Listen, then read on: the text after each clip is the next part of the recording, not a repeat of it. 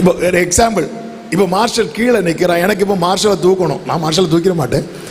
ஒரு எக்ஸாம்பிளுக்காக இப்போ நான் என்ன பண்ணுறேன் தெரியுமா, மார்ஷலை தூக்குறதுக்கு நான் மனசு வைக்கிறேன். சரி, நான் மார்ஷலை தூக்க போகிறேன் அப்படி சொல்லிட்டு இப்போ நான் என்ன பண்ணுறேன், என் கையை நீட்டுறேன்.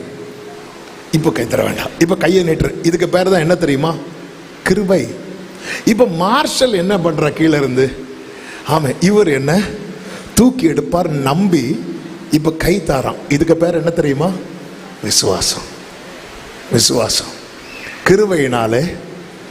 சும்மா கை கொடுக்குறவங்கள்ட்டெல்லாம் மார்ஷல் கை கொடுக்க மாட்டான். ஏன்னா இவருக்கு என்ன தூக்க முடியும், இவரால் என்ன குழியிலிருந்து தூக்க முடியும். இப்போ நான் கை நீட்டலன்னு வைங்களேன், இவர் இங்கிருந்து என்ன கை தூக்குனாலும் அந்த விசுவாசம் ஒரு பிரயோஜனம் அல்ல. அப்போ எதுதான் டாப்ல இருக்கு தெரியுமா, கிருபை. கிருபையினாலே விசுவாசத்தை கொண்டு ரட்சிக்கப்பட்டீர்கள். இது உங்களால் உண்டானது அல்ல, இது தேவனுடைய. நல்ல கைகளை தட்டி அந்த கிருபையை ருசித்த தேவ